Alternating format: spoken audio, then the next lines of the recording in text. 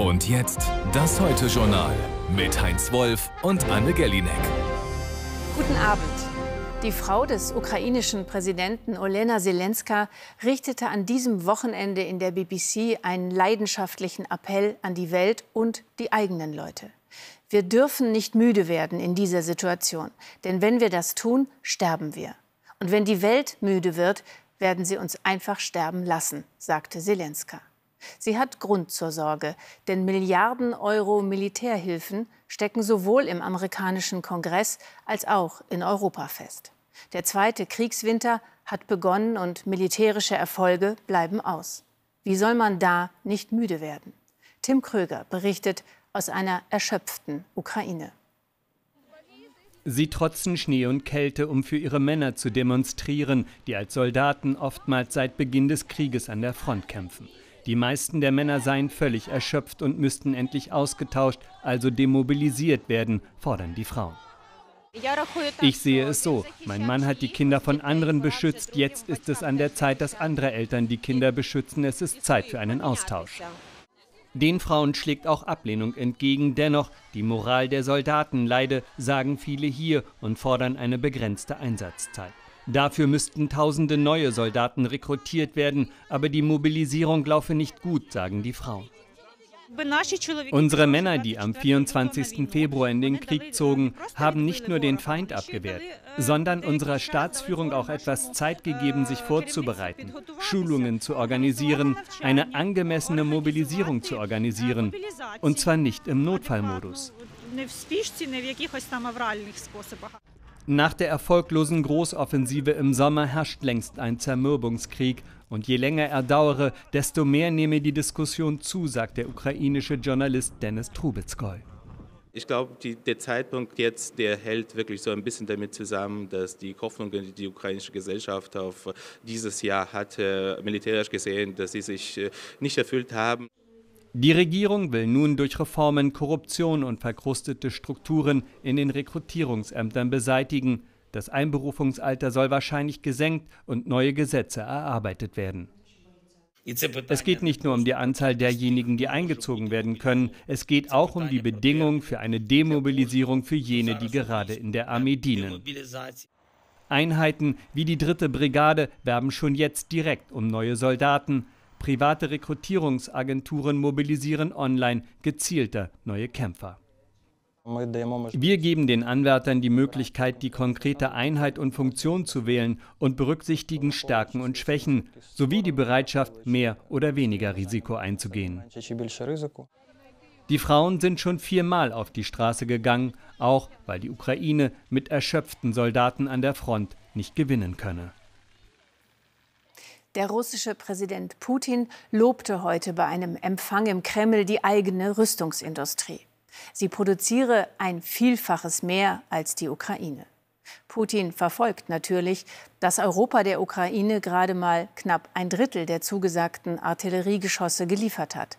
Sein Interesse ist es, den Krieg in die Länge zu ziehen. Womöglich, bis ein neuer amerikanischer Präsident namens Donald Trump ins Weiße Haus einziehen und die US-Militärhilfen für die Ukraine ganz einstellen könnte.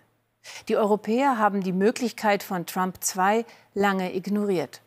Vielleicht zu lange, wie unser NATO-Korrespondent Florian Neuhan berichtet.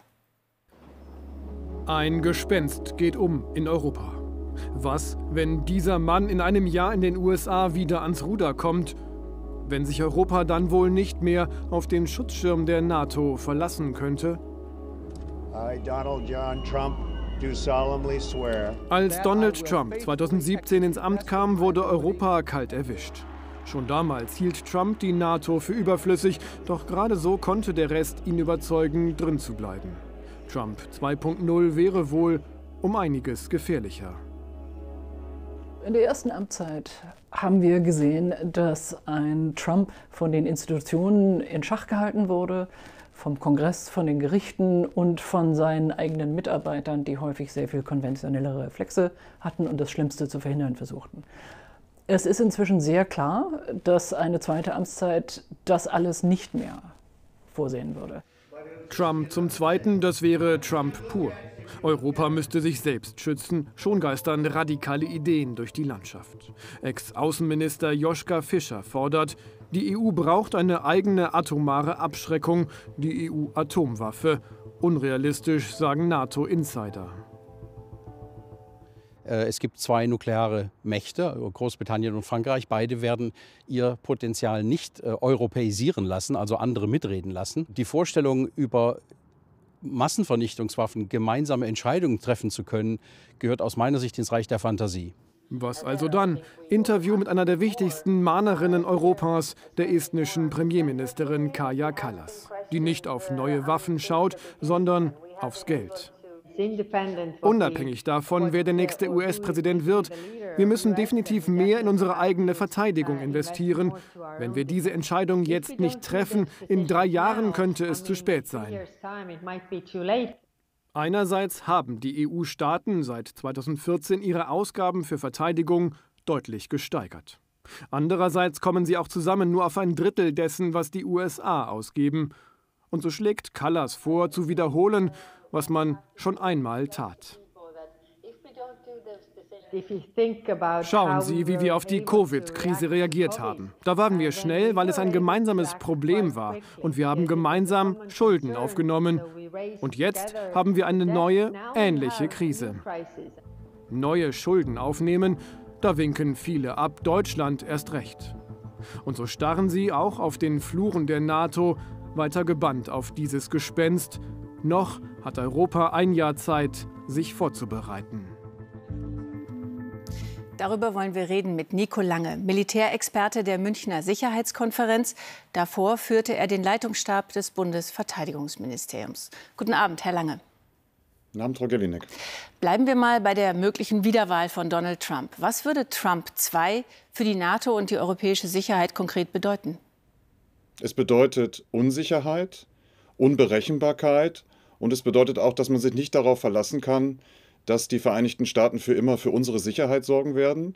Und wir müssen als Europäer in der Lage sein, mehr selbst zu tun. Das betrifft militärische Fähigkeiten, auch industrielle Fähigkeiten. Das kann man aber nicht über Nacht machen. Da muss man jetzt, und es ist schon ganz schön spät, aber jetzt damit beginnen, diese Fähigkeiten aufzubauen. Das hören wir jetzt ja schon eigentlich seit Trump 1, dass die Europäer mehr tun müssen. Angenommen, ein Präsident Trump zöge die US-Atomwaffen aus Europa ab. Wäre die EU in der Lage zu einer eigenen atomaren Abschreckung überhaupt? Ich glaube, wir müssen zunächst mal über die Frage der konventionellen Abschreckung nachdenken, damit wir nicht gezwungen sind, auf atomare Dinge zurückzugreifen. Und da geht es um Truppenstationierungen an der Ostflanke der NATO. Da geht es um Fähigkeiten zu Land, zu Luft, im Wasser und im Cyberbereich. Und diese Dinge müssen eben so aufgebaut sein, dass sie glaubwürdig sind, dass Putin weiß, wenn er die Europäer angreift, dann wird er eine Niederlage erleiden. Diese Abschreckungsfähigkeit müssen wir aufbauen. Und dafür sind wir spät dran. Und mit guten Worten allein wird man Putin nicht beeindrucken können. Wir haben es gerade gehört im Beitrag, die estnische Ministerpräsidentin schlägt eine Art europäischen Corona-Fonds für Rüstung vor. Wie realistisch ist das? Die Frage ist ja, wann setzen sich die Europäer zusammen und diskutieren diese Fragen, um sich selbst für ihre eigene Sicherheit besser aufzustellen. Nur Sorgen machen allein reicht nicht aus. Und ich glaube, Frau Kallas hat da einen Vorschlag gemacht, der sich lohnt zu diskutieren. Die Frage der Finanzen ist ja eine Frage, die dann auch Sicherheit gibt für Industrie und für Technologieentwicklung.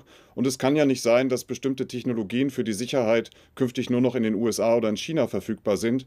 Also sie hat eine wichtige Diskussion angestoßen und ich hoffe, jetzt kommen bald alle in Europa an einen Tisch. Aber das ist natürlich eine sehr langfristige Perspektive. Gucken wir mal auf das, was gerade in der Ukraine passiert. Da sehen wir ja jetzt schon einen Abnutzungskrieg. Russland rennt mit Mensch und Material gegen die Ukraine an und keine Seite kommt so richtig voran. Gleichzeitig schwindet ja bereits jetzt schon die militärische Unterstützung, sowohl in den USA als auch in Europa. Hat die Ukraine den Krieg nicht eigentlich schon verloren? Die Ukraine kann diesen Krieg gewinnen. Russland ist schlagbar, das wissen wir aus den letzten 21 Monaten des Krieges. Aber dafür braucht die Ukraine unsere Unterstützung. Die Wahl, vor der wir stehen, ist ja nicht zu sagen, die Ukraine bekommt weniger Unterstützung und dann gibt es Waffenstillstand und Frieden, sondern die Wahl ist nur, entweder wir unterstützen die Ukraine, dass sie sich durchsetzen kann, oder Putin greift immer weiter an, nimmt sich immer mehr der Ukraine, vernichtet dort immer mehr Städte und auch die Lebensgrundlagen dort. Putin lässt keinerlei Zweifel daran, was er will, und er will weiter diesen Krieg führen. Jetzt haben wir aber auch gerade gesehen, dass in der Ukraine auch eine gewisse Frustration einsetzt. Für wie erstrebenswert halten Sie das Szenario eines sogenannten Erschöpfungsfriedens, also eine zermürbte Ukraine, die am Ende Russland Verhandlungen anbietet? Russland ist nicht zu Verhandlungen bereit. Das haben wir durch Äußerungen gerade heute wieder gehört. Russland fordert ja offiziell mindestens mal die Übergabe der Großstädte Cherson und Saporischschja, um überhaupt zu reden. Insofern gibt es diese Option gar nicht. Das scheint mir etwas eine Illusion in unserer Debatte zu sein. Entweder die Ukraine wird weiter unterstützt oder wir werden ein ganz langsames Vorrücken der russischen Kräfte in der Ukraine sehen, was es dann auch schlecht für unsere eigene Sicherheit ist. Es ist unser eigenes Interesse, die Ukraine weiter zu unterstützen. Und ich hoffe, dass die Entscheidungen in den USA und auch bei uns dann so getroffen werden, dass die Ukraine im Frühjahr die Chancen hat, sich da weiter durchzusetzen. Sagt Nico Lange, Militärexperte der Münchner Sicherheitskonferenz. Vielen Dank nach Berlin. Gerne. Das Gespräch haben wir am frühen Abend aufgezeichnet. Und gerade eben kommt die Meldung, dass US-Präsident Biden seinen ukrainischen Amtskollegen Zelensky für Dienstag ins Weiße Haus eingeladen hat. Thema des Treffens soll die Fortsetzung der US-Hilfen in dieser entscheidenden Phase sein. Und hier geht es weiter mit Heinz Wolf und den Nachrichten und dem Haushaltsloch. Ja, im Bundeskanzleramt ist für heute Abend eine weitere Runde zur Haushaltskrise angesetzt mit Finanzminister Lindner, Vizekanzler Habeck und dem Kanzler. Olaf Scholz hatte auf dem SPD-Bundesparteitag erklärt, für ihn sei ganz klar, es werde in einer solchen Situation keinen Abbau des Sozialstaates in Deutschland geben. Der FDP-Bundestagsfraktionsvorsitzende Dürr sagte in der ZDF-Sendung Berlin direkt, es gehe nicht darum, den Sozialstaat einzureißen. Es gehe darum, zu schauen, wie man mehr Menschen in Arbeit bringe. Und da, glaube er, sei man sich gar nicht so uneinig in dieser Koalition. Zum Abschluss ihres Bundesparteitags haben die Sozialdemokraten Vorschläge für ein besseres Bildungssystem beschlossen. Unter anderem mit einem sogenannten Deutschlandpakt Bildung. Darin fordert die SPD ein Sondervermögen für die Bildung und eine engere Zusammenarbeit zwischen Bund, Ländern und Kommunen in diesem Bereich. Zur Finanzierung möchten die Sozialdemokraten hohe Erbschaften und sehr hohe Einkommen heranziehen. Der israelische Ministerpräsident Netanyahu hat die Kämpfer der Terrororganisation Hamas aufgefordert, ihre Waffen niederzulegen. Netanyahu sagte in einer heute Abend verbreiteten Videobotschaft, in den letzten Tagen hätten sich Dutzende Hamas-Terroristen ergeben. Der Krieg werde noch andauern, aber das sei der Anfang vom Ende der Hamas. Ein Hamas-Sprecher hatte zuvor eine Fortsetzung der Kämpfe angekündigt. In Berlin gab es heute eine Demonstration, die unter dem Motto stand, nie wieder ist jetzt, Deutschland steht auf. Mit Unterstützung aus Politik und Kultur demonstrierten nach Polizeiangaben gut 3000 Menschen gegen Antisemitismus, Hass und Rassismus. Zur gleichen Zeit fand einige Kilometer entfernt eine pro-palästinensische Demonstration mit etwa 2500 Teilnehmern statt. In Magdeburg ist heute die neu erbaute Synagoge offiziell eröffnet worden. 85 Jahre nach der Zerstörung des Gotteshauses durch die Nationalsozialisten. An der Feierstunde nahm unter anderem der Präsident des Zentralrats der Juden in Deutschland, Schuster, teil. Sachsen-Anhalts Ministerpräsident Haseloff sprach von einem Tag der Zuversicht, der Freude und der Hoffnung. Bei der Deutschen Bahn gilt seit heute ein neuer Fahrplan und damit verbunden sind Änderungen für Fahrgäste. So gibt es neue zusätzliche Verbindungen und mehr Züge. Allerdings erhöht die Bahn auch ihre Preise um durchschnittlich 4,9%. Ausgenommen sind die Bahncard 50 und alle Sparpreistickets.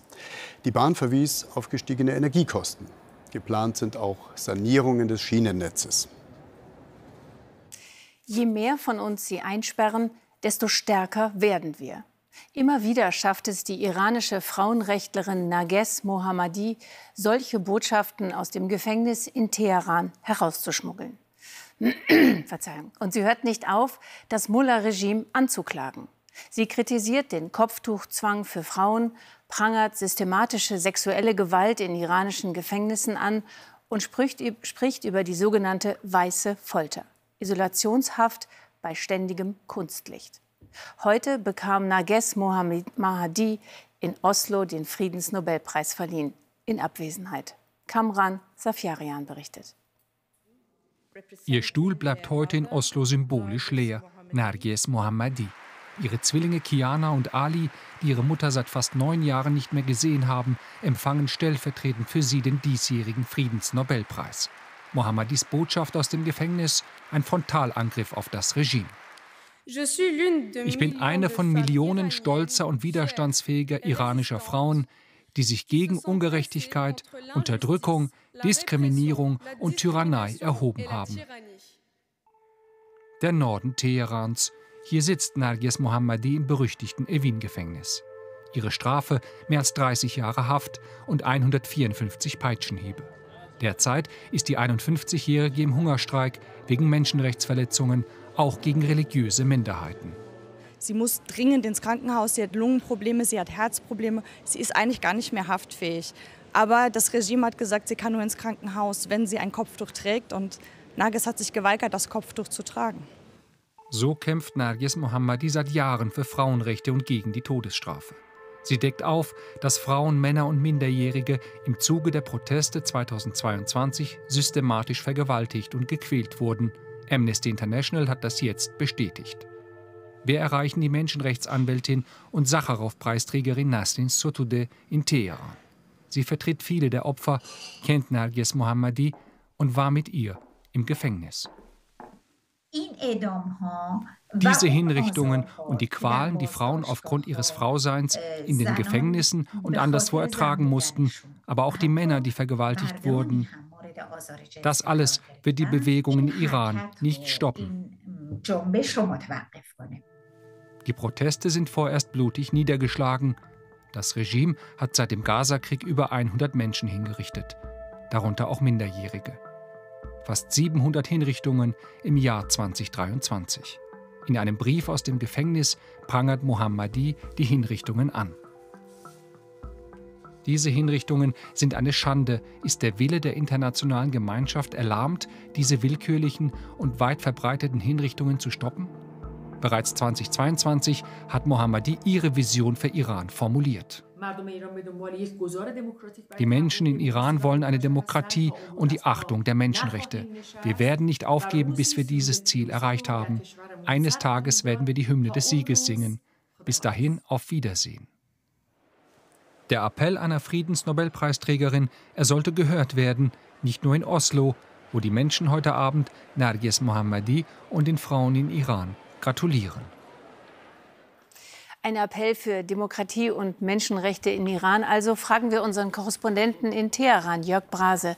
Guten Abend. Wird dieser Appell der Friedensnobelpreisträgerin in Iran gehört? Wie reagiert das Regime darauf? Also das Regime, das strafte die Verleihung heute mit Nichtachtung von Regierung und von den Staatsmedien dazu heute kein Wort. Vor 2 Monaten im Oktober, als verkündet wurde, dass Narges Mohammadi den Friedensnobelpreis bekommen sollte, da hatte es Kommentare gegeben. Das waren dann die üblichen Kommentare. Es hieß, es sei eine politische Entscheidung, das sei die Einmischung in innere Angelegenheiten des Iran und die Feinde des Iran hätten nur zum Ziel, das Land politisch zu destabilisieren. Deshalb gibt es hier einige, die befürchten, dass die Regierung nun diesen Preis zum Vorwand nehmen könnte, um weiter hart oder vielleicht sogar noch härter gegen seine Kritiker vorzugehen. Aber die Frauen im Iran, die Protestbewegung, die werden den Friedensnobelpreis doch feiern, oder? Ja, sicher, das tun sie oder es tun zumindest viele, jetzt vielleicht nicht mit Hubkonzerten hier auf der Straße, die haben wir heute nicht gehört, aber viele sind doch der Meinung, dass es sich bei dem Preis um ein sehr wichtiges und starkes Symbol handelt. Wir haben heute mit einer Frau gesprochen, die an den Protesten teilgenommen hat. Die hat uns gesagt, das ist ein Preis für alle iranischen Frauen und auch ein Preis, der mir ganz persönlich sehr viel Mut macht, weiter zu kämpfen. Sie bezieht das vor allem auf die Kopftuchpflicht. Sie sagte, früher, wenn ich auf die Straße gegangen bin, bin, dann hatte ich Angst vor den Menschen. Ich wusste nicht, wie die Leute reagieren. Heute haben wir nur noch Angst vor dem Regime. Die Stimmung auf den Straßen, die habe sich verändert. Es gäbe immer mehr Menschen, die es tolerieren würden, wenn sie ohne Kopftuch herumlaufen. Und wenn es dann mal Kritik oder auch Angriffe gäbe, meinte sie, dann gibt es immer mehr Menschen, vor allem Männer, die sich dann schützend vor sie stellen. Es gäbe nur eine Situation, in der sie einen Kompromiss machen würde, hat sie uns erzählt, und das sei das Kopftuch im Auto. Das wird immer stärker und kontrolliert. Es gibt Verwarnungen und im Wiederholungsfalle wird gedroht, dass der Wagen stillgelegt wird. Da sagte sie uns, ich brauche mein Auto, also insofern ziehe ich im Wagen das Kopftuch wieder an, aber sonst lasse ich es weg. Die Zeit für den großen Wandel, meinte sie, die ist noch nicht gekommen, aber wir machen kleine Schritte. Sie sagte, im Laufe des vergangenen Jahres, seit die Proteste losgegangen sind, da sind wir Frauen in Iran immer mutiger geworden. Wir lassen uns immer weniger Vorschriften machen. Danke für diese Schilderung. Jörg Brase war das live aus Teheran. Und bei uns geht es weiter mit Nachrichten aus dem Sport mit Heinz Wolf. Zuerst zur Fußball-Bundesliga. Im Spitzenspiel Stuttgart-Leverkusen gab es keinen Sieger, entstand 1:1 unentschieden. Leverkusen weiter an der Tabellenspitze vor den Bayern und Stuttgart auf Platz 3. In der zweiten Partie dieses Sonntags gab es ebenfalls ein Unentschieden. Köln und Mainz trennten sich torlos. Und alle Höhepunkte des 14. Spieltags ab Mitternacht bei ZDF Heute und in der ZDF Heute App. Im DFB-Pokal sind die Viertelfinalpartien für Ende Januar und Anfang Februar 2024 ausgelost worden. Es spielen Saarbrücken gegen Mönchengladbach, Hertha BSC gegen Kaiserslautern, Leverkusen gegen Stuttgart und St. Pauli gegen Fortuna Düsseldorf. Zweites Springen und zweiter Sieg für Karl Geiger beim Heimweltcup in Klingenthal. Geiger siegte vor dem Schweizer Gregor Deschwanden und seinem DSV-Teamkollegen Andreas Wellinger. Es war der 15. Weltcup-Erfolg seiner Karriere. Die deutschen Bob-Pilotinnen und Piloten haben beim Weltcup im französischen La Plagne gleich mehrfach triumphiert. Im Zweierbob-Rennen der Frauen siegte Olympiasiegerin Laura Nolte vor Weltmeisterin Kim Kalicki. Beim Viererbob der Männer gewann Olympiasieger und Rekordweltmeister Francesco Friedrich vor seinem Dauerrivalen Johannes Lochner. Dritter wurde der Oberhofer Adam Amor bei seinem Weltcup-Debüt. Der Mann ist ein Phänomen. Sein Roman »Der Vorleser« wurde in über 50 Sprachen übersetzt und schaffte es als erstes deutsches Werk überhaupt auf Platz 1 der Bestsellerliste der New York Times. Er ist auch ein angesehener Jurist. Er war Professor für öffentliches Recht und Rechtsphilosophie und Richter am Verfassungsgerichtshof von Nordrhein-Westfalen. Als Jurist und als Schriftsteller bedient sich Bernhard Schlink einer genauen, klaren, knappen Sprache, so die Kritik. Fernsehinterviews gibt er eigentlich nie, außer Claudio Armbruster, der seinen neuen Roman »Das späte Leben« vorstellt. Die Geschichte beginnt mit einem Schock. Ein Mann bekommt die Diagnose, dass ihm nur noch wenige Monate zu leben bleiben. Doch der Autor Bernhard Schlink setzt noch einen drauf. Als dieser Mann seine Ehefrau von der Arbeit abholen will, muss er mit ansehen, dass sie ihn betrügt. Martin fasste nicht, was er sah. Aber was gab es zu fassen? Kann man zwei Männer lieben oder denkt man, man könnte es und belügt sich? Und belog er sich, wenn er Bratwurst mit Kartoffeln und Grünkohl aß und Walsroder Bier trank, als sei nichts, als müsste er nicht sterben? Der Roman, den der 79-jährige Schlink da geschrieben hat, heißt »Das späte Leben«. Und als Leser ist die erste Frage, die mir in den Sinn kommt: Geht es Ihnen gut? Vielen Dank. Mir geht es gut. Und nein, ich habe hier keine eigene biografische Geschichte geschrieben. Entwarnung also und aufatmen. Das Moll, in dem dieser Roman beginnt, ist schwermütig. Der nahende Tod ist als Thema nicht gerade erbaulich. Aber die Geschichte nimmt dann Fahrt auf, wenn Liebe und Eifersucht ins Spiel kommen. Eifersucht bringt ja vielleicht nie was, aber in dem Stadium schon gar nichts. Und er versucht, über diese Eifersucht hinwegzukommen und zu nehmen und sich zu freuen an dem, was nach wie vor ist. Warum soll die Angst vor dem nahen Tod die Lust an Erotik und Sexualität nehmen? Die Schlink-Sprache. Präzise und berührend. Was gehörte sich in seiner Situation? Gab es ein Gefühl, das man im Angesicht des Todes zu haben hatte?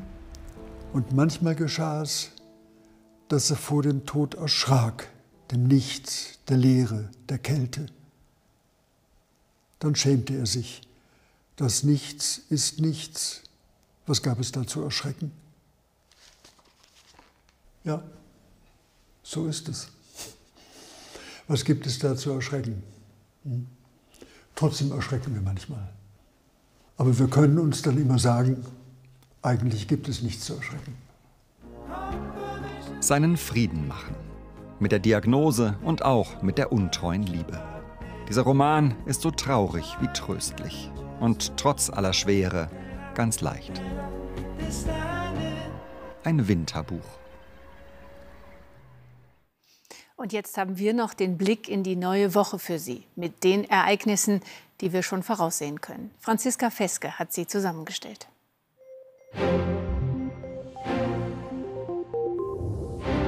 Am Montag wird Polens noch amtierender Ministerpräsident Morawiecki im Parlament die Vertrauensfrage stellen und aller Erwartung nach verlieren.